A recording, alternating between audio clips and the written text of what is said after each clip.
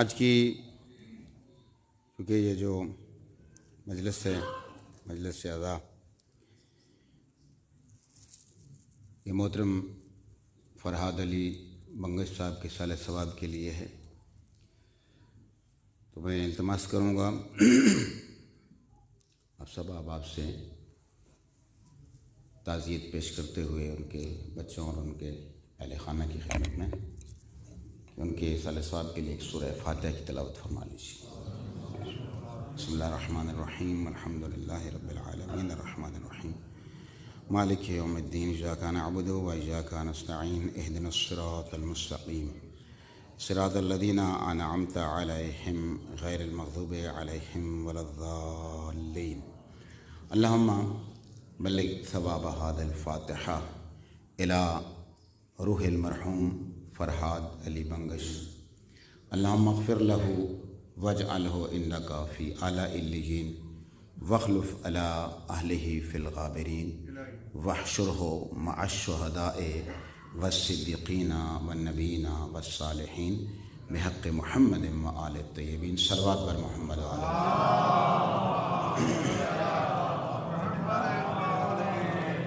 اعوذ باللہ من الشیطان الرجیم، بسم اللہ الرحمن الرحیم، الحمد للہ الذی دل علی وجوب وجودہ افتقار الممکنات وعلی علمہ وقدرتہ احکام المصنوعات المتعالی عن مشابہۃ الجسمانیات المنزہ بجلال قدسہ عن مناسبۃ الناقصات ونحمدہ حمدا یملأ اقطار الارض والسماوات ونشکرہ شکرا علی نعمہ الظاہرات والمتواترات ونستعینہ فی دفع البأساء وکشف الضراء فی جمیع الحالات، ثم الصلاۃ والسلام علی حبیبہ ورسولہ سید النبیین وخاتم المرسلین وشفیع المذنبین ابی القاسم محمد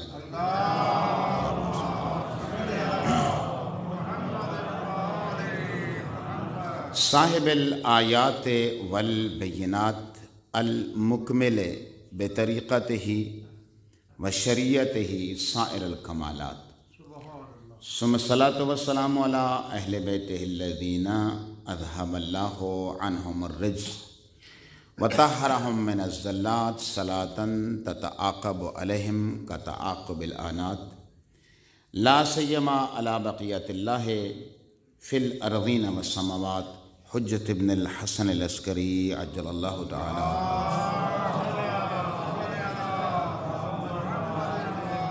الذی بیمنہ رزق الارضین والسماوات واللعنۃ الدائمۃ علی اعدائہم وعلی مبغضیہم وعلی قاتلیہم وعلی غاصبی حقوقہم من الآن الی یوم الحساب، اما بعد فقد قال اللہ تبارک و تعالی فی الکتاب و کتابہ مجموع الآیات، بسم اللہ الرحمن الرحیم، یرفع اللہ الذین آمنوا منکم والذین اوتوا العلم درجات واللہ بما تعملون خبیر۔ صلوات بر محمد و آل محمد۔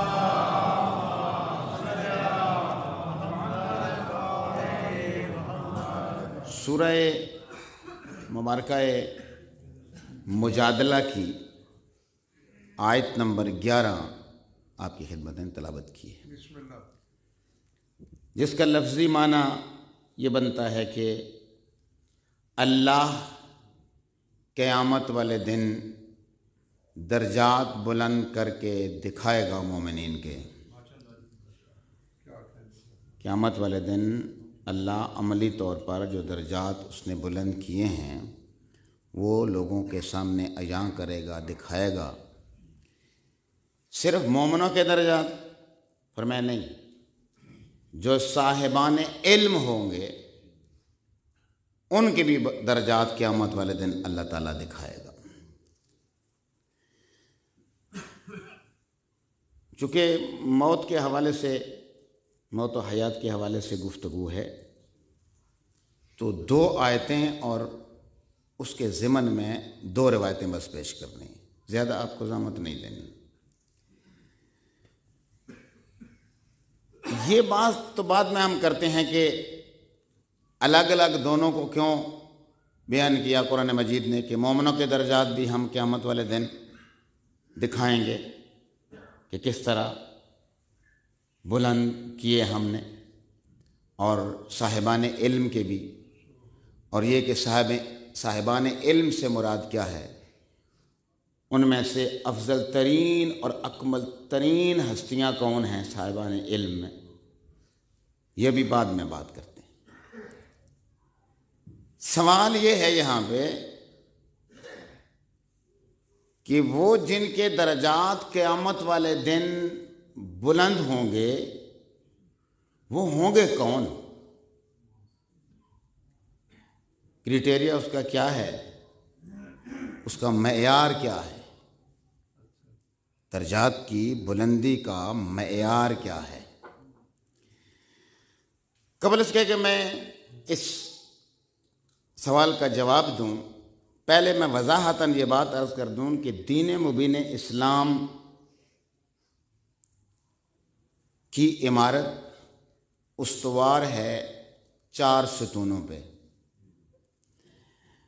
ایک کو ہم عام فہم زبان میں بچپن سے سنتے آئے ہیں، بزرگوں نے ہمیں پڑھایا، سب سے پہلے کلمہ طیبہ کے بعد بزرگوں نے، استادوں نے ہمیں یہ سمجھایا سکھایا کہ اصول دین 5 ہیں۔ سب سے پہلے وہ چیزیں کہ جن پر عقیدہ رکھنا ضروری ہے انہیں اصول دین کہتے ہیں۔ اس کے بعد پھر فروع دین، مشہور فروع دین، جی 10 ہیں زندہ باد۔ یہ میں نے مشہور کا لفظ اس لیے استعمال کیا ہے کہ فروع دین بے شمار ہیں، بہت زیادہ ہیں فروع دین، لیکن موٹے موٹے ان میں سے جو مشہور ترین فروع دین ہیں، بعض کتابوں میں آپ نے دیکھا ہوگا کہ 7-8 لکھے ہوئے ہیں، بعد میں 10 لکھے ہوئے ہیں، مشہور معروف اصول فروع دین وہ 10 ہیں۔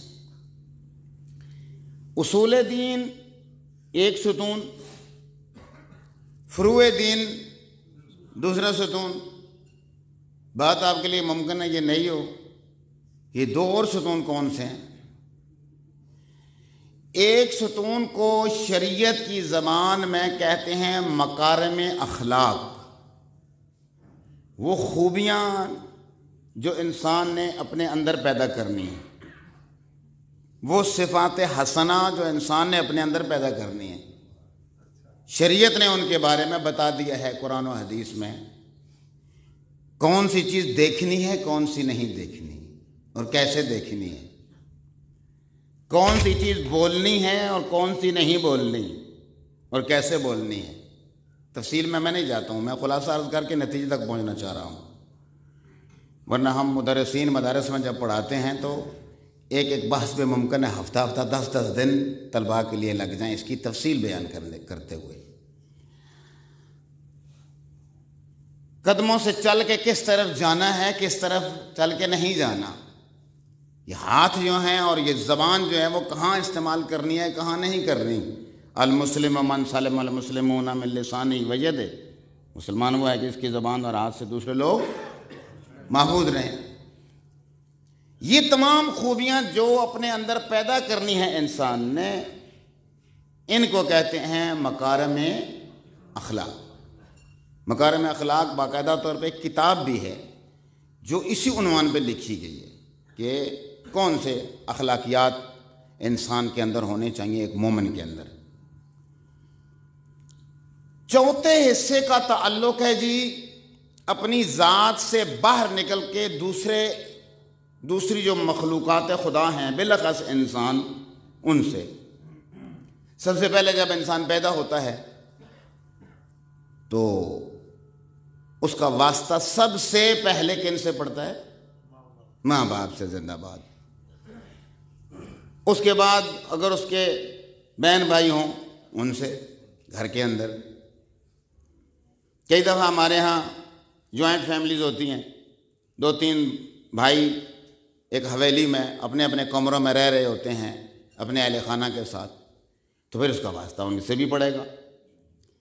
پھر جب وہ گلی میں کھیلنے کے قابل ہوگا تو اڑوس پڑوس سے اس کا واسطہ پڑے گا، پھر جب اسکول میں پڑھنے کے قابل ہو گیا تو پھر ان سے واسطہ پڑے گا، باقی طلباء سے، اساتذہ سے۔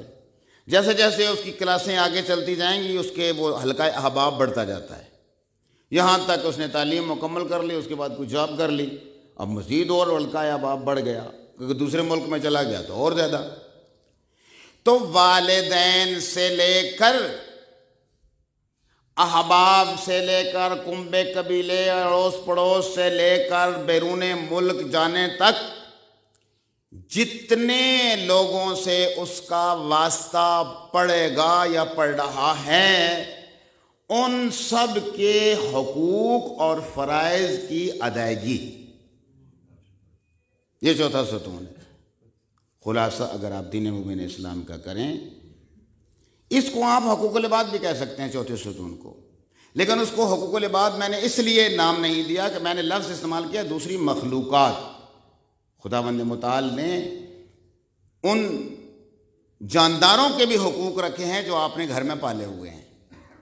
آپ سے بڑھ کے کون بہتر اس بات کو جانتا ہے کہ مولا کائنات علیہ الصلوۃ والسلام شب ضربت جب گھر سے چلے تھے تو کون سے وہ جاندار تھے جنہوں نے ابا کو پکڑا تھا؟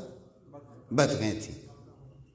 اس کا مطلب یہ ہے کہ شریعت نے وہ جو حقوق تھے نا ان کو بیان کرتے ہوئے مولا کائنات نے فرمایا تھا کہ میرے بعد ان کا خیال رکھنا، اگر ان کا دانت ان کا خیال نہ رکھ سکو تو انہیں آزاد کر دینا۔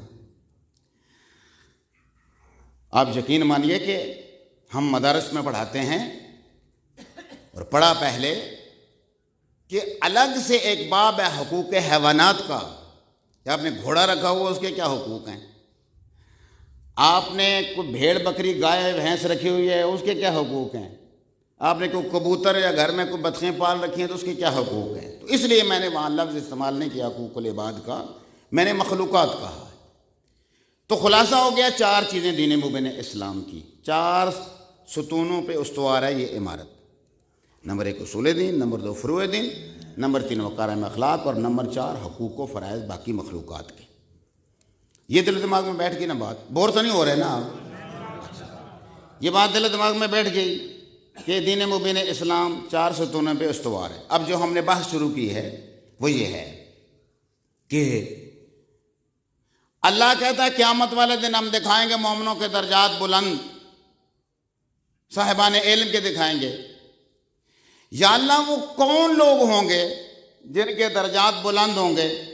فرمایا جس نے، غور کیجئے گا، خلاصہ ہے میری تمام گفتگو کا یہی عنوان ہے، یہی اختتام ہے۔ فرمایا کہ جس نے جتنا حصہ دنیا میں رہتے ہوئے اصول دین سے معرفت حاصل کی، فروع دین پہ عمل کیا، نماز روزے پہ، اور مکارم اخلاق کے لحاظ سے اپنے اندر اس نے خوبیاں پیدا کیں، اور اسی طرح دوسروں کے حقوق ادا کیے، غصب نہیں کیے، جتنا دنیا میں وہ یہ عمل کرے گا قیامت والے دن اس کے اتنے ہی درجات بلند ہوں گے۔ یعنی اگر کوئی شخص یہ کہے کہ ہمارے استاد کہا کرتے تھے کہ ایسے لوگ دھوکہ دے رہے ہیں، اگر کوئی شخص یہ کہتا ہے کہ بس عقیدہ کافی ہے عمل کی ضرورت نہیں ہے، فرق ہے۔ اس کو بیان کرنے میں ذرا احباب نے کم لطفی کی ہے۔ دلیل بندے نے مجھے یہ دی کہ دیکھیں آپ عمل کی بات، حالانہ معصوم کا جو فرمان ہے ناج بلاغہ میں مولا کائنات کا کہ اگر عقیدہ کافی ہوتا تو اللہ تعالیٰ کی ذات یہ نمازوں، روزوں، حج، زکوٰۃ اور جتنے بھی واجبات اللہ تعالیٰ کی ذات نے بیان کیے وہ نہ کرتا۔ نعوذ باللہ، پھر فضول جو ہے نا وہ نازل کیے ہیں قرآن مجید میں، اتنی احادیث نبی کریم صلی اللہ علیہ وآلہ وسلم کی، مطلب وہ رگاں نہیں ساری، وہ دلیل بندہ یہ دے رہا ہے کہ دیکھیں جب ہم تلقین پڑھتے ہیں تو تلقین پڑھتے ہوئے وقت جب ہم یہ کہتے ہیں کہ یا مثال کے طور میں اپنا نام لیتا ہوں، اللہ تعالیٰ آپ کو خضر جتنی عمریں عطا فرمائے،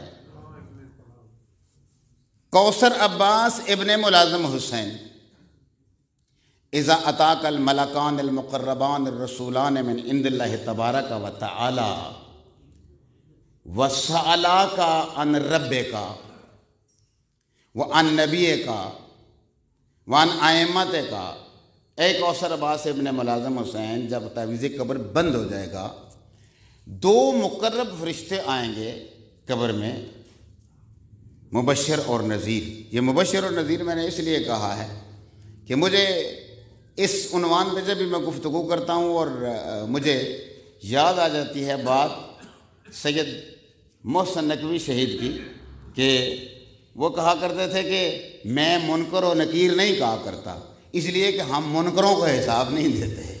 ایک صلوات پڑھ لیجیے آل محمد کی شان میں، اللہم صلی علی محمد و آل محمد وعجل فرجہ۔ وہ جو دو فرشتے مقرب آئیں گے، مبشر اور نذیر، وہ تم سے سوال کریں گے رب کے متعلق، نبی کے متعلق، اماموں کے متعلق، کعبہ کے متعلق، دین کے متعلق۔ خوف نہیں کھانا، ڈرنا نہیں ہے۔ ان کے جواب میں کہنا ہے اللہ جل جلالہ میرے رب ہے، محمد صلی اللہ علیہ وسلم میرے نبی ہیں، اسلام میرا دین ہے، قرآن میری کتاب ہے، کعبہ میرا قبلہ ہے۔ 12 اماموں کی پوری لسٹ ہم جو ہے اس کو تلقین کرتے ہیں۔ یاد رکھ لینا یہ کہ ان کے نام بتا کے بتانا کہ میرے یہ 12 ائمہ ہیں۔ بہم متولا، میں ان سے تولا رکھتا تھا، ان کی محبت رکھتا تھا۔ ومن اعداء متبرع فی الدنیا والآخرہ، اور ان کے دشمنوں سے دنیا میں بھی میں لا تعلق ہوں، لا تعلقی اظہار بیداری کرتا ہوں، اور قیامت والے دن بھی۔ اچھا، بندے نے یہ کہا کہ دیکھیں اس میں کہیں بھی نماز کا تذکرہ ہے، روزے کا کہیں تذکرہ ہے کہ تیرے پاس جب مقرب فرشتے آئیں دو اور پوچھیں کہ بھائی جی نمازاں کتنیاں پڑھیاں جی، روزے کتنے رکھتے سو، رکھتے بھی سو کہ نہیں، حج کیتا نے کہ نہیں، زکوٰۃ، خمس، جہاد، امر بالمعروف، نہی عن المنکر، تولا، تبرع، ان کے متعلق کوئی سوال ہے کہیں پہ؟ نہیں نا۔ تو اس کا مطلب یہ ہے کہ عقیدہ کافی ہے۔ میں نے کہا نہیں، مغالطہ کر رہے ہو۔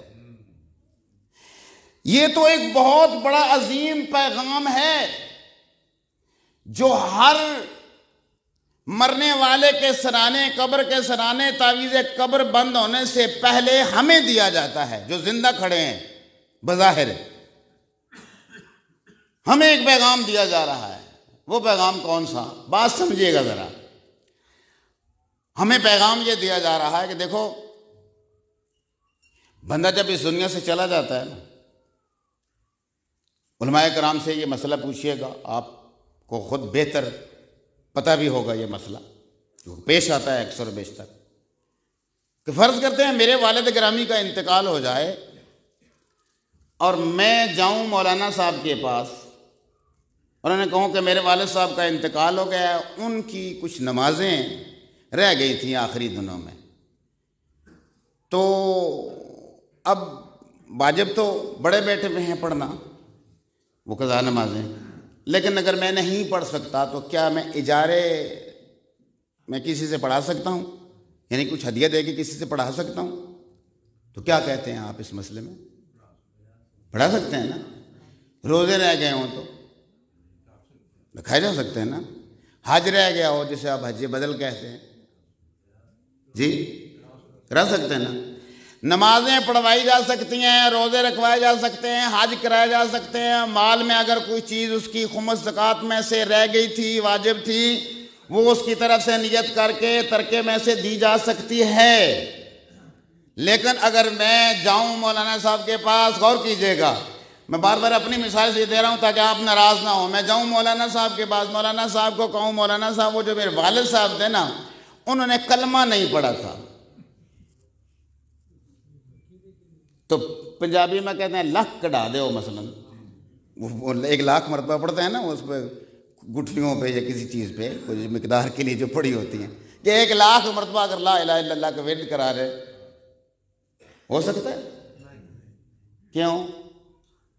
پیغام یہی ہے کہ انسانوں دیکھو، یہ جو عقائد ہے نا، جو اصول دین ہیں، ان میں جو فروع دین ہے، ان میں لطف خداوندی رب ذوالجلال نے تمہیں یہ رعایت دے رکھی ہے تمہارے مرنے کے بعد بھی وارث اگر پڑھوانا چاہیں تو پڑھوا سکتے ہیں، تم سے واجب اس کا ٹل جائے گا، لیکن عقیدے میں کوئی کمپرومائز نہیں ہے، مرنے سے پہلے اپنا عقیدہ درست کر لو،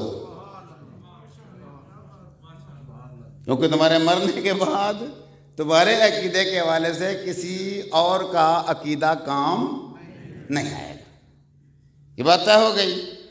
جس نے جتنا عمل ان 4 ستونوں کے حوالے سے کیا، اب اس کے برعکس کر لیتے ہیں، اصول دین میں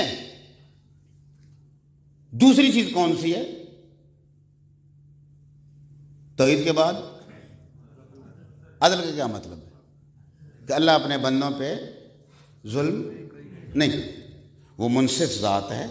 وہ بظاہر ہمیں کڑوی بھی اگر لگے نا بات، جیسے ہمارے ہاں جو ڈیتھ ہو جاتی ہے، خاص کر خدا نہ خاصا کوئی جوان ڈیتھ ہو جائے تو کوئی پسند تو کوئی نہیں کرتا نا، لیکن چونکہ اس کا فیصلہ ہے، اس کے فیصلے میں ظلم نہیں ہے۔ اچھا، اب ایک بندہ ہے جس نے نمازیں پڑھی نہیں، روزے رکھے نہیں، حج کیے نہیں، زکاتیں دی نہیں، یہ فروض ان کے والے سے۔ عقیدہ بھی وہ من پسند عقیدہ رکھتا تھا، پابند نہیں تھا خدا اور رسول کا اور قرآن اور احادیث کا۔ وہ کہتا میرے نزدیک، آپ نے اکثر دیکھا ہوگا لوگ یہ کہتے ہیں میرے نزدیک کہتے ہیں، تم کون ہو تمہارے نزدیک؟ تمہیں تو یہ کہنا چاہیے تھا اللہ کے نزدیک کیا ہے، وہی جو رسول کے نزدیک ہے، وہی جو اللہ کے نزدیک ہے، وہ جو عامہ معصومین کے نزدیک ہے، میں اسی کا خاضع ہوں، اسی کو ماننے والا، اسی کی اطاعت کرنے والا ہوں۔ محب جو ہے، دیکھیں لفظ شیعہ کا لفظی معنی کیا ہے؟ پیروکار۔ تو میں پیروی کروں اس کی کہ جو خدا اور رسول نے کہا ہے، مجھے اچھا لگتی ہے یا نہیں لگتی بات۔ بہت ساری باتیں ہمارے، اچھا میں نے یہ مشاہدہ یہ کیا ہے، آپ ناراض نہ ہوئیے گا اس بات پہ، میں چونکہ ملک کے اندر بھی ملک کے باہر بھی جہاں جہاں میں نے سفر کیا ہے نا، میں نے یہ دیکھا ہے ہمارے اکثریت جو ہے نا، خاص کر پاکستانیوں کی، ہم دین مبین اسلام کی بات عملی طور پہ بعد میں کرتے ہیں، اپنے کلچر کے پابند پہلے ہیں۔ لوگ کیا کہتے ہیں جی؟ لوگ کی کہنے کے جی، ابھی آتے ہوئے ایک صاحب سے بات ہو رہی تھی، اس نے کہا جی میں بیٹی کی شادی کرنا چاہتا ہوں تو میں اس میں جہیز دینا چاہتا ہوں تو میری معاونت کریں کوئی، یا کسی مومن سے کہہ کے کرا دیں۔ ہم نے کہا ٹھیک ہے کرا دیتے ہیں، تمہاری ضروریات کیا ہیں؟ آپ یقین مانیں اس نے جو ضروریات کی لسٹ پیش کی، اس کی کم و بیش زیادہ نہیں تو کوئی 10 لاکھ روپے قیمت بن رہی تھی۔ وہ میں نے کہا بھائی صاحب 10 لاکھ، اول تو جہیز اس کی شہری کوئی حیثیت ہی کوئی نہیں ہے، ثانیاً جو مثالیں آپ دیتے ہو وہ جہیز نبی کریم نے نہیں دیا، وہ تو ذرہ بیچ کے علی ابن ابی طالب کی جناب مولا کائنات نے دیا تھا، جس کو آپ جہیز کہہ رہے ہو۔ ثانیاً اگر دیا بھی ہے تو اس کی ذرا لسٹ جا کے دیکھ لو، اسی طرح کی وہ چیزیں جو آج کل کے زمانے میں جا کر بازار سے لے لو، اور وہ اپنی بیٹی کو اس میں جتنی چیزیں بنتی ہیں ہم دے دیتے ہیں۔ وہ جواب اس کا کیا تھا؟ اس کا نہیں قبلہ لوگ کی کہن گے کہ ہے کہ تھی سی تھے، پنجابی میں اس نے بات کی نا، ایک بیٹی تھی اور اس کا جہیز بھی نہیں دے سکا۔ یعنی ہم یہ اس بات کے پابند نہیں کہ خدا کیا کہہ رہا ہے، رسول کیا کہہ رہے ہیں، ائمہ کیا کہہ رہے ہیں، قرآن کیا کہہ رہا ہے، لوگ کیا کہیں گے۔ جب یہ معیار آ جائے ایسی صورتحال میں، اب میں نے کہا نا کہ اللہ عادل ہے، تو ایک بندے نے کلچر کو پیش نظر رکھ کے زندگی گزاری اور اس دنیا سے چلا گیا۔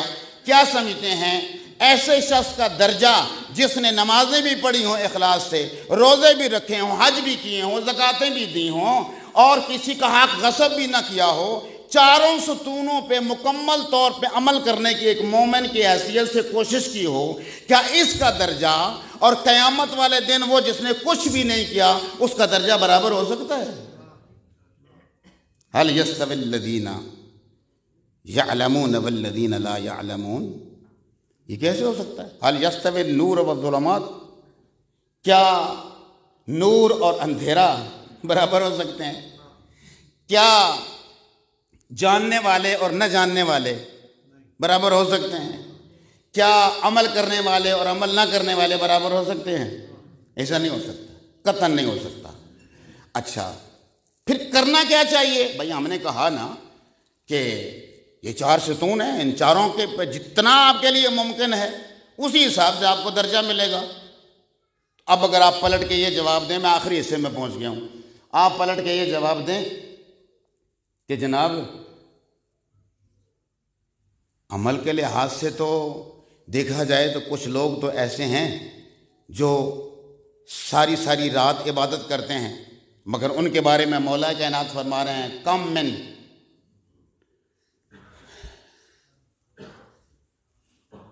صائمن، کئی روزہ دار ایسے ہیں کہ جن کا روزہ سوائے بھوک پیاس کے کچھ نہیں ہے، کئی نمازی ایسے ہیں جن کی نماز سوائے تھکن کے کچھ نہیں ہے۔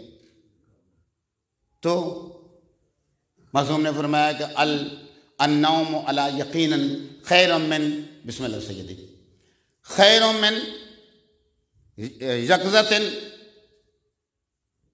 النوم علی یقینا خیر من یقظۃ علی شک، کہ یقین کے ساتھ سو جانا شک کے ساتھ عبادت کرنے سے افضل ہے۔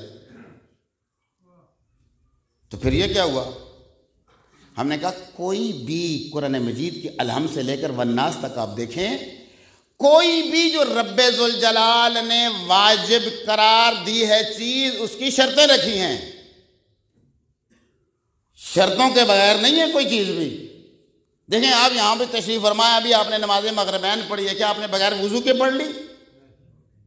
وضو شرط ہے نا، ورنہ تو وہ کل پرسوں کو بندہ لطیفہ سنا رہا تھا کہ بندے بڑی تیزی سے جناب بھاگتے بھاگتے جا رہے تھے مسجد کی طرف، اور انہوں نے آگے دیکھا کہ جماعت کھڑی ہوگی، فوری طور پہ جا کے جوتے اتارے اور پیچھے جا کے نیت کر لی انہوں نے۔ بعد میں ایک دوسرے کو کہہ رہے تھے شکر ہے یار جماعت تک پہنچ گئے، وضو کے چکر میں رہتے تو نماز تو گئی تھی۔ نعوذ باللہ من ذالک۔ بابا جو بغیر وضو کے آپ نے نماز پڑھی ہے اس کی کیا حیثیت ہے؟ ہر چیز کی شرائط ہیں۔ نماز کے بارے میں یہ نہ کہ ان قبلت قبلہ ما سوا، نماز اگر قبول ہو گئی تو باقی اعمال قبول، اس کا مطلب ہے کہ نماز کی قبولیت کے بھی کوئی شرائط ہیں۔ وہ شرط کیا ہے؟ بس وہ شرط عرض کر کے التماس سے دعا۔ تمام اعمال میں اللہ یہ کہہ رہا ہے انسان کی نفسیات بیان کرتے ہوئے کہ وَإِنَّهُ لِحُبِّ الْخَيْرِ لَشَدِيدٌ، انسان خیر کی بڑی سخت محبت رکھتا ہے۔ کس چیز کی؟ دیکھیں نا یہ جملہ جو لفظ ہے نا، یہ ہم عام روٹین میں بہت استعمال کرتے ہیں۔ بندہ کوئی ہمیں بھائی بیٹا ہمیں کہتا ہے میں فلاں جگہ پہ جا رہا ہوں، تو آپ کہتے ہیں خیر سے جائیں۔ آپ کو کوئی میسج کرتے ہیں میں آج شام کو پہنچ رہا ہوں، بسم اللہ خیر سے آئیں۔ کسی کو تسلی دیتے ہیں کوئی پریشان ہے تو آپ کہتے ہیں خیر ہوسی بھائی، گھبرا نہیں۔ تو یہ خیر کیا ہے؟ جس کا متمنی ہر شخص ہے، یہ خیر کیا ہے؟ 2 آیتیں پڑھ رہا ہوں آپ کی خدمت میں اس عنوان سے، اس سے پہلے نہ میں کبھی اس طرح گفتگو کی تھی نہ کبھی آپ نے سنی ہوگی۔ وہ خیر کیا ہے جس کی ہمیں تمنا کرنی چاہیے؟ فرمایا بسم اللہ الرحمن الرحیم انا اعطیناک الکوثر، میرے حبیب ہم نے آپ کو خیر کثیر فاطمہ کی صورت میں عطا کر دی۔ ہم نے آپ کو، یعنی ترجمہ اگر آپ اٹھا کے دیکھیں نا کوئی بھی قرآن مجید کا جو کسی شیعہ عالم دین کی طرف سے نہ کیا گیا ہو تو اس کا ترجمہ جو ہے وہ یہی کرتے ہیں، کیا؟ خیر کثیر۔ اچھا اب بھی اگر بات نہیں نہ سمجھ آئی، یہ ہو سکتا ہے تفصیل طلب بات ہو کہ جناب زہرا کس طرح خیر کثیر ہیں۔ ایک لائن میں عرض کرتا چلوں اگر سمجھ آ جائے تو، کسی نے پوچھا جناب نبی کریم صلی اللہ علیہ وآلہ وسلم نے،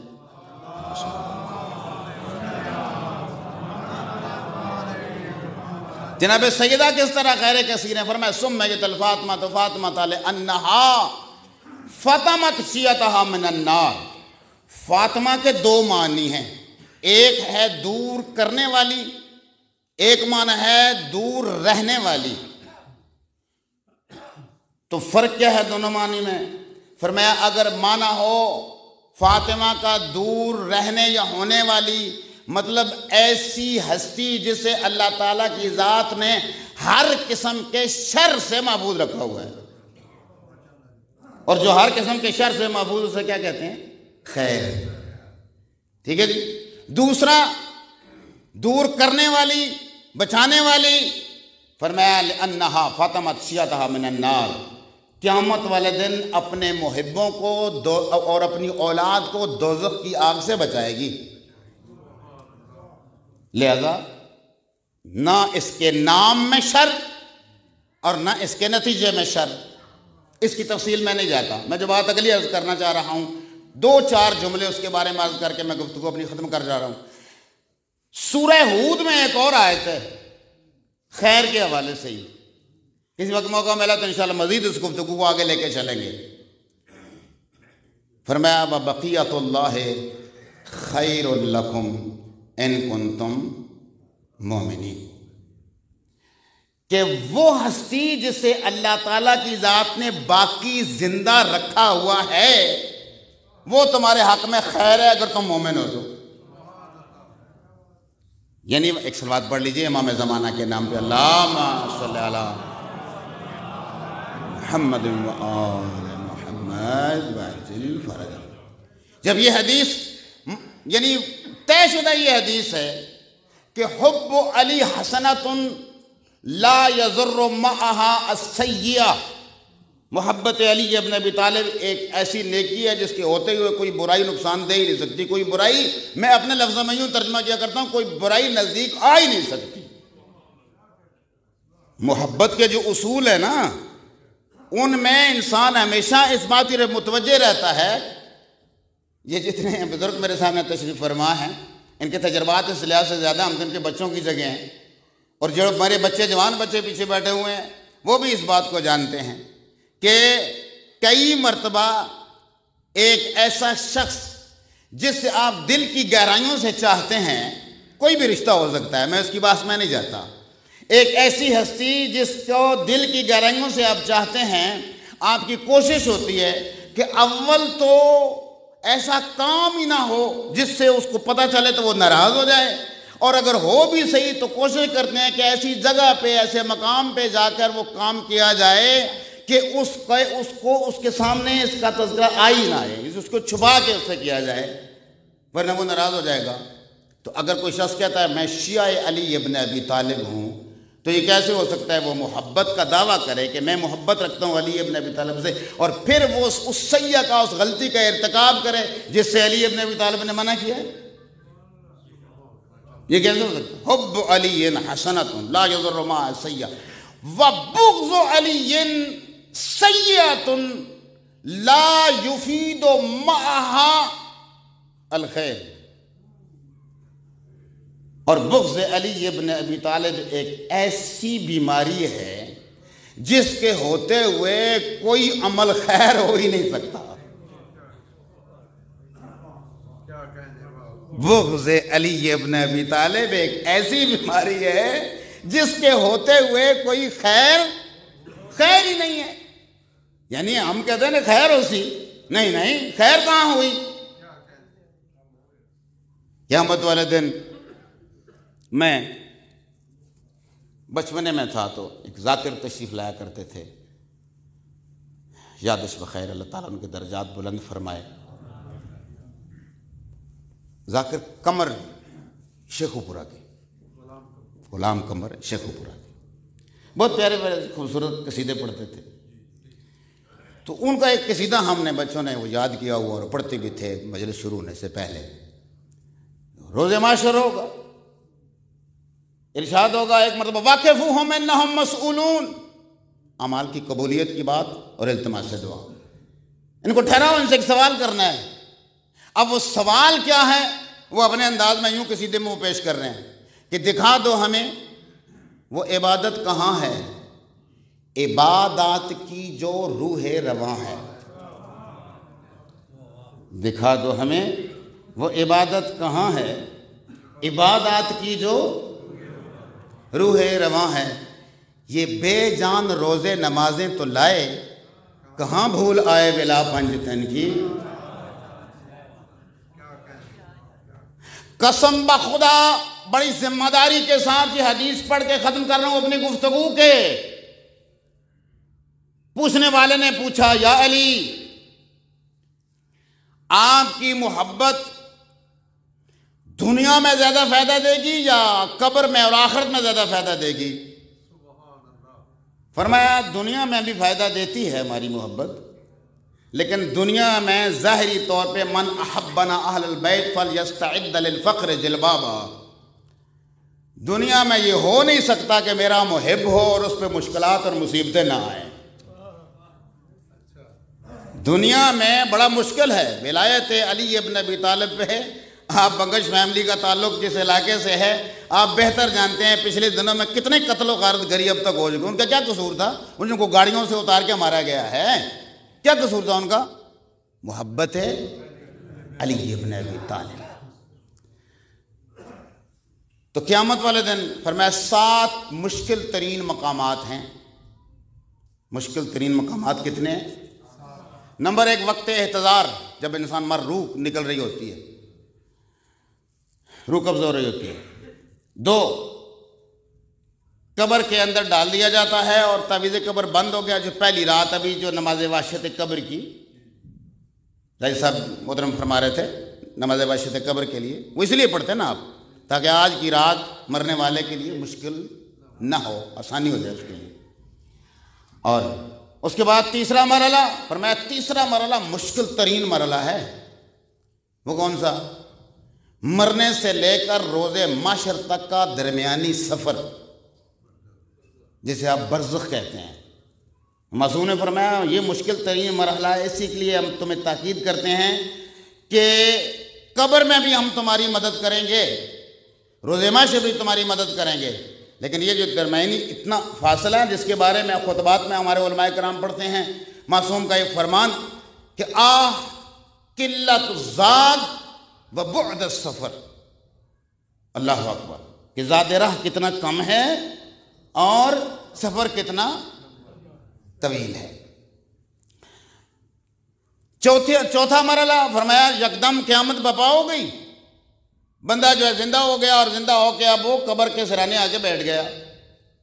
آپ میں سے جو لوگ بائی روڈ یا بائی ایئر گئے ہو زیارات پہ، وہ اس بات کو بہتر جانتے اور سمجھتے ہیں کہ جب ہمیں فارسی نہیں آتی، ہمیں عربی نہیں آتی، ہم کوشش کرتے ہیں کوئی سالار ہو ایسا کہ جو یہ ساری چیزوں کو جانتا ہو، اور کوشش کرتے ہیں کہ کوئی عالم دین بھی ساتھ ہو تاکہ رہنمائی مل جائے۔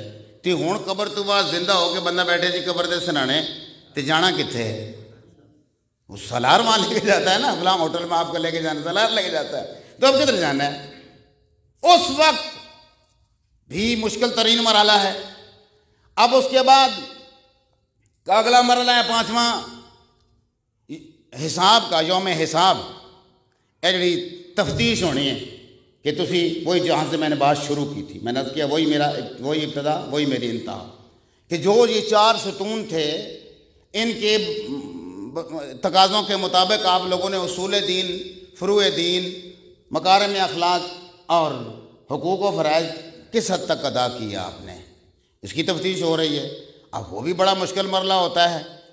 آپ مجھ سے بہتر آپ جانتے ہیں کہ خدا نخواستہ کو بندہ حوالاتی ہو جائے تو پولیس جب تفتیش کرتی ہے تو جو پولیس جب تفتیش کرتی ہے نا، اس سے کہیں 1000 گنا جو ہے نا اس کو ضرب دے لے جو قیامت والے دن کی تفتیش ہے۔ ہاں بڑی سخت ہوگی وہ تفتیش۔ اچھا اس کے بعد پھر ایک اور مرحلہ ہے، اور وہ آخری مرحلہ ہے، وہ ہے جنت کے دروازے پہ بندہ پہنچ گیا، اس پل صراط سے بھی گزر آیا۔ پل صراط کو مشکل مرحلہ ہے نا، اس سے بھی گزر آیا۔ چھٹا مرحلہ، 7واں اور آخری مرحلہ جنت۔ 7 قسم کی جنتیں ہیں، 7 درجے ہیں، تو کون سے درجے میں ہمیں ٹھہرایا جانا ہے؟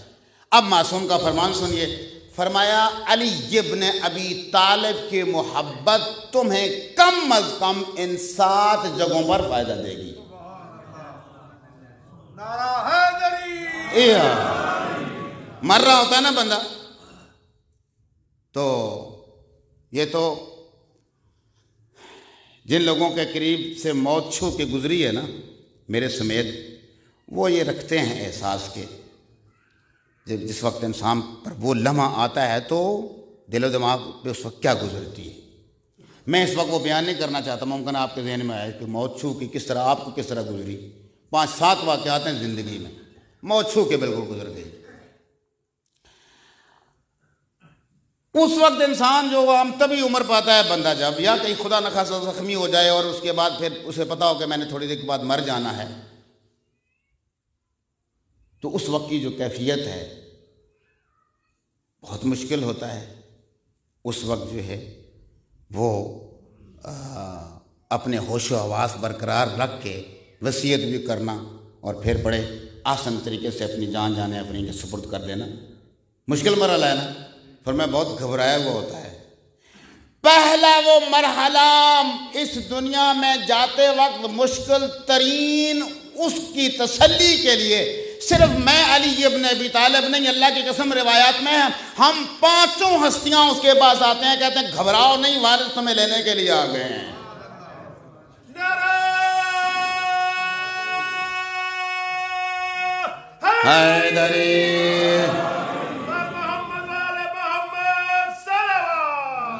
اللہم صلی علی محمد وآل محمد وعجل فرج. گھبراؤ نہیں، وارث تمہیں لینے کے لیے آ گئے. اچھا دوسرا مرحلہ جلدی جلدی گزر کے بس میں نے گفتگو ختم کر دی اپنی. دوسرا مرحلہ محسن نقوی شہید کا شعر اور اس کی تفسیر نے بیان کرتا.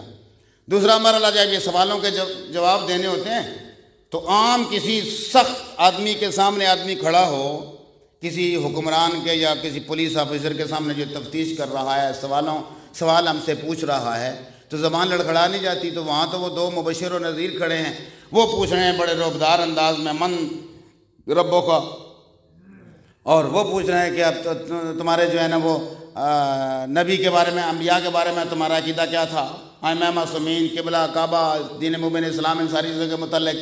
اس وقت انسان کو مدد کی ضرورت ہوگی یا نہیں ہوگی؟ اس وقت محسن نقوی شہید نے شعری انداز میں اس بات کو بیان کیا تھا کہ محسن میری لحد میں وہ منظر عجیب تھا جب میں نے خود علی سے کہا یا علی مدد.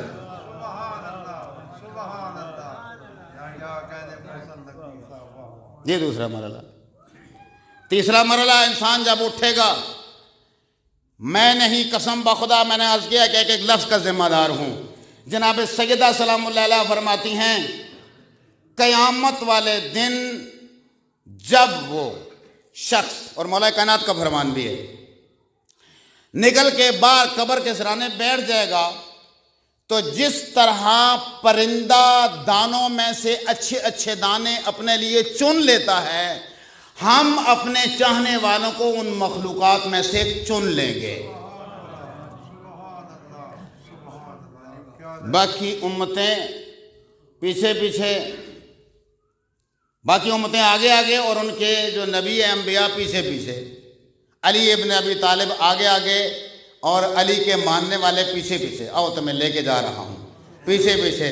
کہنے والے کہیں گے اے دیکھو جی یہ فرق کیوں ہے، ادھروں سارے جناب اکٹھے کر کے اپنے امتی انبیاء لا رہے ہیں اور ادھر علی ابن ابی طالب صاحب کو اکٹھا کر کے آگے جا رہے ہیں، پیچھے پیچھے یہ آ رہے ہیں. فرمایا فرق ہے، یہ جو امتی ہیں نا انبیاء، باقی انبیاء کے، آج ان کو اکٹھا کر کے لا رہے ہیں کہ ایتھے آ کے جب سوالوں دے جواب دو، جو کچھ دنیا میں تم لوگوں نے ہمارے ساتھ کیا. لیکن علی ابن ابی طالب فرماتے ہیں اور جو دنیا میں ہمارے نام اور محبت کی وجہ سے جانیں قربان کر دیا کرتے تھے، آج علی ابن ابی طالب ان کی زیارت ہو گئی ہے، آج ہمیں چھوڑ کے کس طریقے سے جا سکتے ہیں؟ لہذا ان کو لا کے آ کے کھڑا کر دیا حساب. اب حساب میں آیت اللہ جوادی عملی ہمارے علم تفسیر میں استاد ہیں. ہم درس پڑھ رہے تھے تو درس کے دوران کسی لڑکے نے پوچھا کہ قیامت والا دن ایک دن 50,000 سال کے برابر ہوگا تو یہ کٹے گا کیسے؟ تو فرمایا کبھی ایسے نہیں ہوتا کہ ہمارا کوئی بھائی، ہمارے والدین سال ہر سال بعد ہمیں ملتے ہیں، جو آپ میں سے آبا حضرات باہر رہ کے آئے ہو زیادہ عرصے تک، یا ان کے اپنے والدین سے دور رہے ہو، وہ بہتر اس بات کو جانیں گے، سمجھیں گے، اور چونکہ ان کا مشاہدہ ہے. کہ مثال کے طور پہ میں چلا گیا جی مثال کے ایران پڑھنے کے لیے، اور میں 3 4 5 سال واپس ہی نہ آیا. آخر میں نے والدین کے لیے توفیق نصیب ہوئی تو میں نے والدین کے لیے وہاں سے کچھ زیادہ بھیج دیا کہ آپ پاسپورٹ بنوائیں، زیارات کے لیے یہاں آ جائیں۔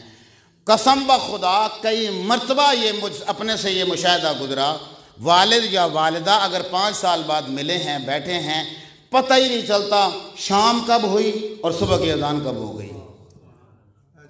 فرمایا جن چہاردہ معصومین کی زیارت کے لیے آپ لوگ جو ہیں دنیا میں اتنے ترستے اور تڑپتے ہو، یہاں تو قبروں پہ جاتے ہو نا زیارت کے لیے، تو قیامت والے دن جب وہی سامنے ہوں گے تو یہ کیسے ہو سکتا ہے کہ 50,000 سال کا وقت جو ہے وہ ایک لمحے میں نہ گزرے۔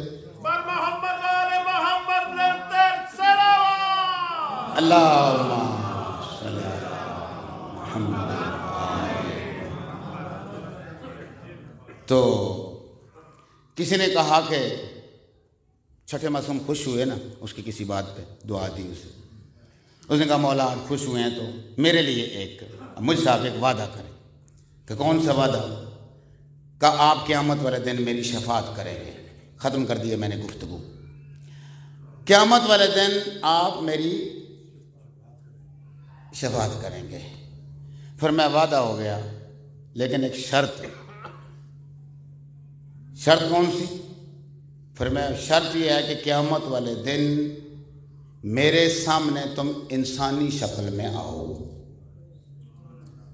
نہیں توجہ فرمائی؟ دیکھیں نا، میں عام طور پہ اپنے بچوں کو یہ مثال دیا کرتا ہوں کہ یہ جو سفر ہے نا قیامت کا، جب سب معشور ہوں گے، یہ موٹر وے کی طرح ہے کہ مثال کے طور پہ اول تو موٹر وے پہ چڑھنے کے لیے بھی کچھ اصول وہاں لکھے ہوئے ہیں کہ جب آپ گاڑی ڈرائیو کر رہے ہیں وہاں انہوں نے لکھا ہوا ہے کہ گاڑی کے جو ٹائر ہیں آپ چیک کر لیں، اس میں ہوا ٹھیک ہے، انجن چیک کر لیں گاڑی کا کہ اس سپیڈ میں چلے گی، تو کہیں پاکستانی گاڑیاں عام طور پہ جو ہے نا ان سڑکوں کے چلنے کی عادی ہیں، تو کہیں آپ کی گاڑی کے انجن کو کوئی نقصان نہ پہنچے۔ اسی طرح آپ نے لائٹیں اپنی پہلے چیک کر لی ہیں، دھند میں فوگ لائٹ ہونی چاہیے، آپ کے پاس اپنا اور گاڑی کے جو پیپر ہیں وہ ہونے چاہیے، ڈرائیونگ لائسنس ہونا چاہیے، ساری چیزیں ہیں نا جی۔ اگر یہ نہیں ہے اور اگر سخت چیکنگ ہو رہی ہے تو موٹر وے پہ آپ کو چھوڑنے ہی کوئی نہیں دے گا۔ تو یہ پہلے جو یہاں پہ یہ تلقین جو ہو رہی ہے کس لیے پڑھ رہے ہیں؟ یہ FIR ہے، فرسٹ انویسٹیگیشن رپورٹ۔ سب سے پہلے یہاں بیان قلم بند ہو جائے گا کہ میں اللہ پہ یقین رکھتا ہوں، میں انبیاء پہ یقین رکھتا ہوں، میں 12 ائمہ پہ یقین رکھتا ہوں، میں ان چیزوں پہ روز قیامت پہ یقین رکھتا ہوں، قرآن پہ میرا ایمان، یہ ساری چیزیں قیامت والے دن اگر کوئی اس موٹر وے پہ جدھر آگے علی ابن ابی طالب جو استقبال کر رہے ہیں چڑھنے کی کوشش کرے گا تو وہاں اس کو کہہ دیا جائے گا بھائی جی اس ناکے سے تسی پکڑے گئے ہو، یہاں سے آگے نہیں جا سکتے، تمہاری راہ ادھر۔ قرآن کہتا ہے کہ وہ بغیر حساب ایسے لوگ سیدھے جہنم میں پھینک دیے جائیں گے، نکلے قبر سے بغیر حساب کتاب کے جہنم میں۔ کیوں؟ نہ ان کا عقیدہ ٹھیک، نہ ان کا عمل ٹھیک۔ اچھا اس کے بعد مرحلہ وار آگے چل رہا ہے یہ سلسلہ، چلتے چلتے چلتے خالص مومنین وَيَرْفَعُ اللَّهُ الَّذِينَ آمَنُوا مِنْكُمْ، اللہ تعالیٰ خاص درجات والے لوگ اپنے عقیدے اور عمل کے لحاظ سے ایک خاص درجے پہ ہوں گے، رب ذوالجلال دکھائے گا، اور ان میں سے اولو العلم جن کے سرخیل کا نام ہے محمد مصطفیٰ، ایک منبر پہ تشریف فرما ہوں گے اور ان کے ساتھ جناب حضرت علی ابن ابی طالب، اور اس کے بعد جس طرح آپ تشریف فرمائیں بلا تشبیہ، اس طرح مومنین سارے جن کے درجات جس حساب سے جن کے درجات ہیں وہ سارے سامنے تشریف فرما ہیں۔ پروردگار عالم کی بارگاہ میں دعا گو ہیں میرا مالک ہمیں اعلیٰ علیین کے وہ درجات عطا کرنے کے لیے ان اعمال کے بجا لانے کی توفیق نصیب فرمائے۔ اسی طرح صاحبان علم میں سے بھی وہ ان کے بعد یعنی 14 معصومین کے بعد جو صاحبان علم ہیں غیر معصوموں میں سے غیر ان کے درجات ہیں۔ میں نے پہلے عرض کیا نا لا علم اور اہل علم برابر تو نہیں ہو سکتے۔ حضرت سیدہ سلام اللہ علیہ نے پوچھا تھا حضرت اسرائیل سے کہ ہماری مودت رکھنے والوں کا روح کس طرح قبض کرو گے؟ بی بی آپ کہیں تو زبان اور منہ کے ذریعے، اور میں نہیں، اس زبان اور منہ کے ذریعے تو وہ میرے بیٹے حسین ابن علی کی نوحہ خوانی کیا کرتا تھا۔ اچھا بی بی کانوں کے ذریعے؟ پھر میں نہیں، اس سے تو وہ مصائب، فضائل و مصائب سنا کرتا تھا۔ مجھے آپ کی عظمتوں اور محبتوں کی قسم روایات میں ہے کہ پھر ارشاد فرمایا کہ آپ کہیں تو آنکھوں کے ذریعے قبض کر لوں روح؟ نہیں، یہ آنکھیں تو وہ ہیں، کل عین باقیۃ یوم القیامہ الا عین بکت فی خوف اللہ اور بکت علی مصائب الحسین۔ ہر آنکھ قیامت والے دن روئے گی، دو آنکھیں نہیں روئیں گی، ایک وہ جو مصلی پہ خوف خدا سے روئی ہو، دوسرا وہ جو حسین ابن علی کے غم میں روئی ہو۔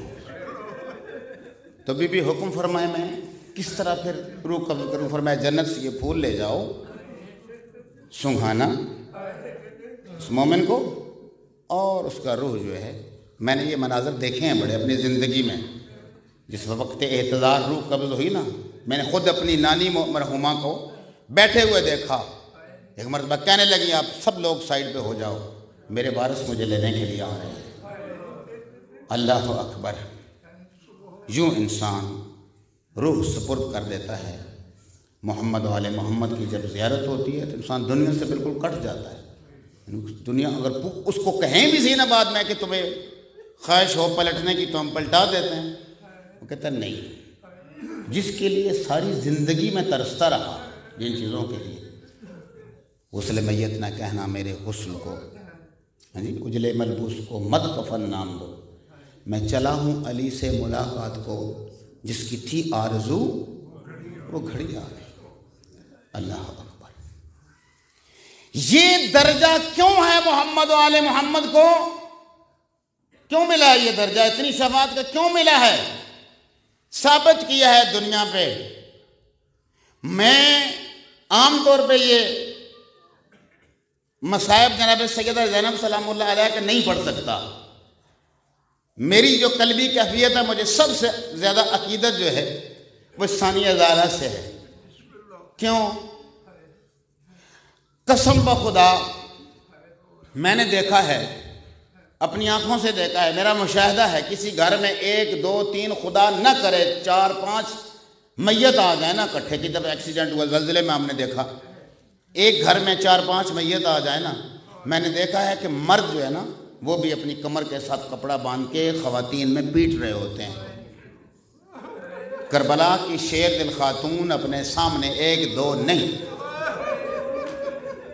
5 10 نہیں، مجھے آپ کی عظمتوں اور محبتوں کی قسم ہے 72 بھی نہیں۔ علامہ حسین بخش جاڑر کی کتاب اصحاب الیمین 136 نام لکھے ہیں کربلا کے شہداء کے۔ ہر وارث کی خواہش ہوتی ہے فرحاد علی صاحب اس دنیا سے گئے، اللہ تعالیٰ اس ذکر کے صدقے ان کے درجات بلند فرمائے۔ وارثوں کی خواہش ہوتی ہے کفن کربلا کا ہو، وارثوں کی خواہش ہوتی ہے کہ کوئی عظیم شخصیت ڈھونڈی جائے جو نماز جنازہ پڑھائے، وارثوں کی خواہش ہوتی ہے کہ کیسے قبرستان میں تدفین کی جائے کہ جہاں پہ دعا ہر جمعرات 40ویں گل پہ ان کے لیے دعا کا اہتمام ہو۔ چپ کر کے خاموشی کے ساتھ نہیں، میں شاید الفاظ کے چناؤ میں بے بس ہوں۔ یہاں پہ ہمارے ایک پنجابی کے ذاکر تھے، اللہ ان کے درجات بلند فرمائے، وہ ایک پنجابی کے بند کا ایک جملہ پڑھا کرتے تھے۔ وہ کہتے تھے کہ جگ دنیا تے بہوں بہنی دے تھے حسن قتل بھرائے، ایک بھین چا ڈس جڑی لاش بہرا تے آئی ہوئے کڑیاں بھرائے۔ اللہ سادات مجھے معاف کریں گے۔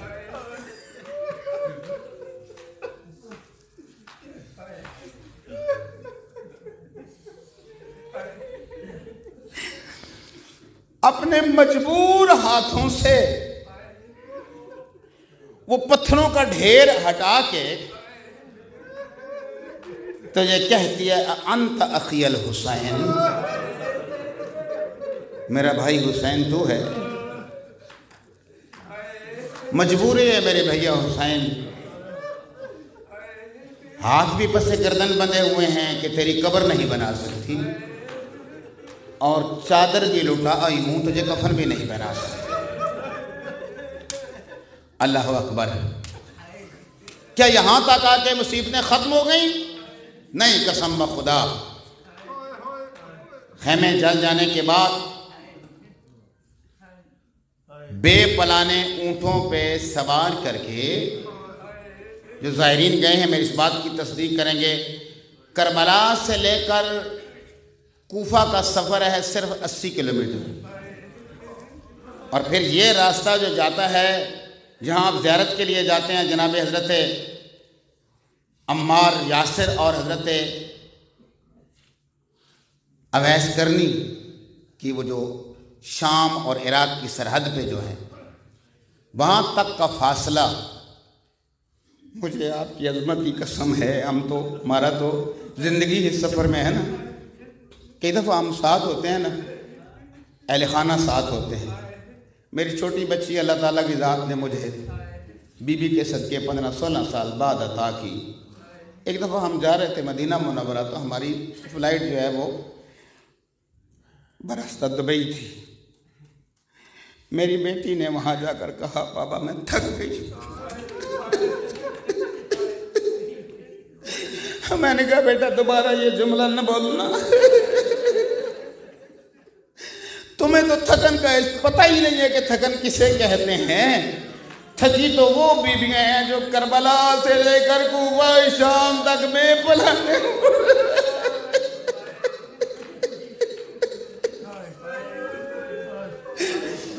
اللہ اکبر۔ یہ کیفیت جو جس کا اس دنیا سے کچھ چلا جاتا ہے نا، یہ آج مجلس ترحیم ہو رہی ہے، ان کو میں نے بھی تعزیت عرض کی، ان کے جتنے بھی کنبے قبیلے کے لوگ ہیں انہوں نے سب نے تعزیت دی ہوگی ان کو، جن کے اس دنیا سے چلے جاتے ہیں ان کو تو تعزیت دی جاتی ہے نا۔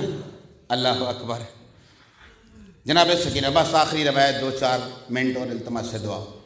جناب سکینہ سلام اللہ علیہ کی عادت تھی کہ جس وقت نماز کا وقت ہوتا تھا بابا کے لیے مصلی بچھا کے اس کے اوپر بیٹھ جاتے۔ علامہ قلب صادق نے یہ جملہ لکھا اپنی کتاب۔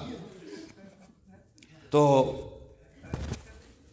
جس وقت آخری وداع کے لیے تشریف لائے حسین ابن علی علیہ السلام، آیت اللہ نجفی مرشی کے یہ جملے ہیں، فرماتے ہیں سب سے مشکل ترین مرحلہ وداع کے باب میں حسین ابن علی کے لیے جناب سکینہ کو وداع کرنا تھا۔ چھوٹی چھوٹی بیٹیاں نے جن کی، وہ اس درد کو بہتر سمجھیں گے، اور جن کی بڑی بھی ہیں انہوں نے چھوٹی کر کے بڑی پالی ہے نا۔ اللہ اکبر۔ کیوں مشکل مرحلہ تھا؟ فرمایا جب بھی جناب حسین ابن علی دروازے کی طرف، خیمے کے دروازے کی طرف جاتے تو پھر آ کے جناب سکینہ لپٹ جاتی، بابا ایک مرتبہ پھر، حتیٰ یہاں تک ہے کہ جس وقت آپ ذوالجناح پہ سوار ہوئے ہیں اور جانے لگے ہیں، ذوالجناح نہیں چل رہی، آخری وقت پہ میرا ساتھ چھوڑے نہیں، اپنی زبان میں کہا ذرا میرے اگلے قدموں کی طرف دیکھو، تو جناب حضرت سکینہ سلام اللہ علیہ نے ذوالجناح کے اگلے دونوں پاؤں کو اس طرح زنجیر بنا کے روکا ہوا تھا، اور یہ کہہ رہی تھی اے ذوالجناح میرے بابا کا، اے سواری میرے بابا کی، نہ لے جا میرے بابا کو میدان میں، دیکھ رہی ہوں صبح سے جو گیا ہے پھر واپس نہیں آیا۔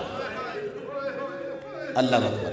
حسین ابن علی ذوالجناح سے اترے، جناب سکینہ کو گود میں لیا ہے، ایک لوری لکھی ہے کتاب بنی ہاشم والے نے، وہ لوری نہیں سناتا ہوں آپ، وہ سنائی لوری، اور دعا کی اللہ کی بارگاہ میں، یا اللہ میری سکینہ پہ نیند طاری کر دے۔ نیند طاری ہو گئی جناب سکینہ پہ۔ جناب حسین ابن علی، یا ایتھا النفس المطمئنہ ارجعی الی ربک راضیۃ مرضیہ، چلے گئے جناب حضرت حسین ابن علی۔ آنکھ تب کھلی ہے جب جناب حسین ابن علی کی گردن پہ 4 ضربیں چل چکی۔ بی بی مجھے حوصلہ دے کہ میں یہ 2-4 جملے آخر میں یہ پڑھ سکوں۔ اللہ اکبر۔ جناب سکینہ سلام اللہ علیہا حسب عادت اسی طرح کہ بابا نے نماز پڑھنی ہوگی، گئیں، جا کر مصلی اٹھایا اور آ کر بچھایا خیمے کے اندر اور اس میں خود بیٹھ گئی۔ جناب سیدہ زینب سلام اللہ علیہ نے دیکھا، بیٹا سکینہ کیا کر رہی ہو؟ بابا کے لیے مصلی بچھا رہی ہوں، آئیں گے نماز۔ بابا تو نہیں اب آئیں گے، بابا تو آخری نماز مقتل میں پڑھیں گے۔ اعظم اللہ اجورکم۔ جن جن کو یہ بات، یہ جملہ سمجھ میں آیا ہے نا، خداوند متعال آپ سب کو اس کا اجر عظیم عطا فرمائے۔ بابا آخری نماز مقتل میں پڑھیں گے۔ جو اس وقت پڑھ رہے ہیں، اچھا تلہ زینبیہ آپ میں سے جو زائرین جاتے ہو نا، آپ میں سے ہر بندہ جب بھی آپ ہوٹل سے نکل کے جاتے ہو نا زیارت کے لیے، اکثر پہلے تلہ زینبیہ کی زیارت کرتے ہیں اور پھر جاتے ہیں ذریعہ اقدس پہ۔ اللہ وہ ٹیلا تھا ایک، پھوپھی اماں مجھے بھی لے چلو، میں بابا کی نماز دیکھنا چاہتی ہوں۔ اچھا ساتھ لیا جناب سکینہ سلام اللہ علیہ کو، آ گئی تلہ زینبیہ کا۔ تلہ زینبیہ پر اب یہ وہ جگہ ہے جس کے بارے میں عرفاء نے اپنی کتابوں میں لکھا ہے کہ اس وقت جو ہے زمین میں زلزلہ آ رہا تھا۔ اچھا زلزلہ کس چیز کا آ رہا تھا؟ حسین ابن علی زمین کو حکم دے رہے ہیں نشیب پہ چلی جا، میری بہن اور میری بیٹی یہ ضربے نہ دیکھ سکے۔ اللہ اکبر۔ جناب سیدہ زینب سلام اللہ زمین کو حکم دیتی ہیں ذرا بلند ہو جا، میں اپنے بھائی کا سجدہ دیکھوں، بیٹی سکینہ آخری سجدہ دیکھے۔ اللہ اکبر۔ اب زمین کربلا میں زلزلہ آ رہا ہے۔ پھوپھی اماں مجھے کیوں نہیں بابا نظر آ رہے؟ بابا ذرا دور ہے۔ اچھا مجھے اٹھائیے نا ذرا، میں دیکھتی ہوں۔ مجھے آپ کی عظمتوں اور محبتوں کی قسم ہے 7ویں یا 8ویں ضرب اس وقت چل رہی تھی جب جناب سکینہ سلام اللہ علیہ نے دیکھا جس طرح کسی پرندے کو تیر لگتا ہے نا، تڑپ کے اس طرح جناب سکینہ سلام اللہ علیہ نے اپنے ہاتھ چھڑائے ہیں بابا سے اور بڑی تیزی کے ساتھ دوڑی ہے اس طرف کہ جہاں بابا پہ ضربیں چل رہی تھی، جا کے گردن پہ گردن رکھ کے کہا ظالم پہلے مجھے مار، اور اس کے بعد میرے بابا کو مارنا۔ میں جو جس جملے کے لیے میں نے ساری تمہید باندھی ہے وہ یہ ہے، اور دنیا والوں کا دستور ہے کوئی یتیم رہ جائے نا تو اس کے سر پہ ہاتھ دست شفقت رکھتے ہیں کہ حکم خدا ہے۔ اللہ اکبر۔ میں زندگی میں کبھی آج دن تک یہ بیان نہیں کر پایا کہ جناب حضرت سکینہ سلام اللہ علیہ کو بابا سے علیحدہ کس طرح کیا گیا۔ بس میں نے اتنا کتابوں میں پڑھا ہے کہ جس وقت دوڑ کے دوسرے ٹیلے پہ جا رہی تھی بد دعا کرنے کے لیے ان کے لیے، کہ پھوپھی اماں کو کہتی تھی کہ جس وقت مجھے معلوم ہے کہ جس وقت حضرت صالح پیغمبر کی ایک اونٹنی تھی، ان کی جب کوچیں کاٹ دی کافروں نے تو وہ بچہ جو ہے وہ ٹیلے پہ گیا تھا، اس نے آسمان کی طرف کر کے منہ کر کے چیخ ماری تھی، اور پھوپھی اماں کیا میری حیثیت اس اونٹنی کے بچے کے برابر بھی نہیں ہے کہ اللہ اکبر جب مجھے علیحدہ کیا گیا تو رخسار نیلے ہو چکے تھے اور کانوں سے خون بہ رہا۔ الا لعنت اللہ علی القوم الظالمین وسيعلم الذین ظلموا ای منقلب ینقلبون اما یجیب المضطر اذا دعا ویکشف السوء اما یجیب المضطر اذا دعا ویکشف السوء اللہم صلی علی محمد و آل محمد وعجل فرج آل محمد۔ بارلا اس قلیل سے پرسے کو، اس تھوڑے سے فضائل اور مسائل کو جو تیری بارگاہ میں ہدیہ کیا گیا ہے منظور و مقبول فرما، اور اس کا ثواب مرحوم فرحاد علی منگش کی روح کو ایصال فرما۔ جتنے برادران یہاں تشریف فرما ہیں روتی آنکھوں سے آپ دعا مانگیں۔ میرا مالک بحق محمد و آل طیبین، یہ باب اللہ ہے جس پہ آپ تشریف لائے ہیں، اسے اللہ تعالیٰ اپنا دروازہ کہتا ہے۔ میرے اللہ بحق محمد و آل طیبین، دلی مرادیں تمنا ہر بندے کی ہیں، ہر بندہ خطیب کو کہہ نہیں سکتا، بتا نہیں سکتا کہ میری کون سی دعائیں ہیں۔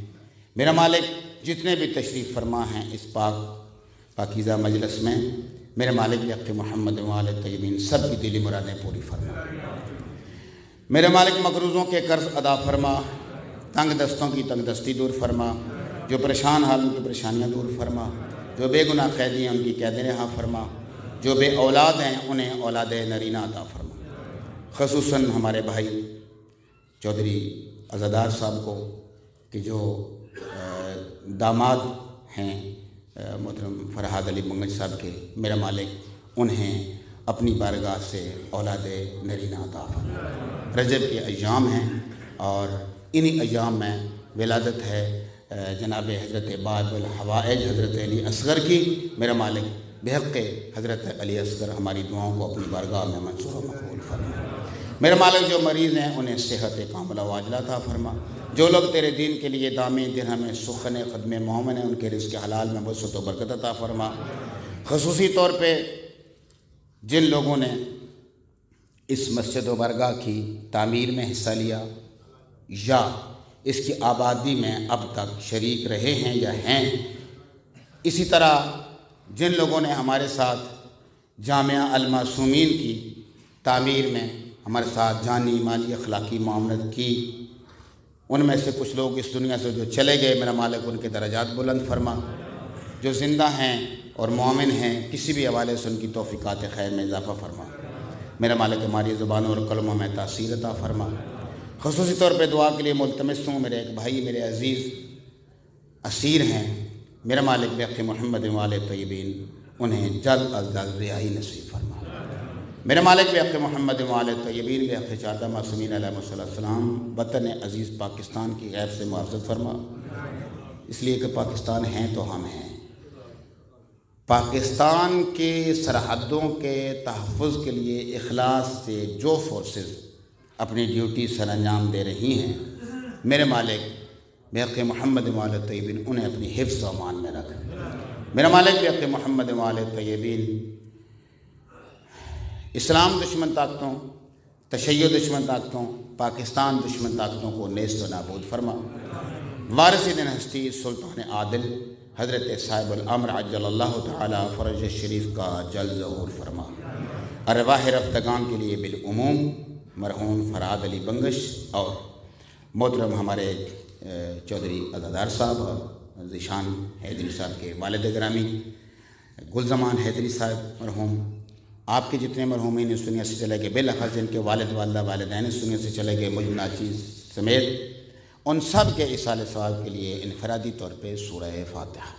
بسم اللہ الرحمن الرحیم، الحمدللہ رب العالمین، الرحمن الرحیم، مالک یوم الدین، ایاک نعبد و ایاک نستعین، اہدنا الصراط المستقیم، صراط الذین انعمت علیہم غیر المغضوب علیہم ولا الضالین۔ اللہم بلغ ثواب هذا الفاتحہ الى جمیع ارواح المؤمنین والمؤمنات، اللہم اغفر للمؤمنین والمؤمنات والمسلمین والمسلمات الاحیاء منہم والاموات، تابع بیننا و بینہم بالخیرات، انک مجیب الدعوات، انک علی کل شیء قدیر، ان اللہ و ملائکتہ یصلون علی النبی یا ایہا الذین آمنوا صلوا علیہ وسلموا تسلیما۔ اللہم صل علی محمد و آل محمد۔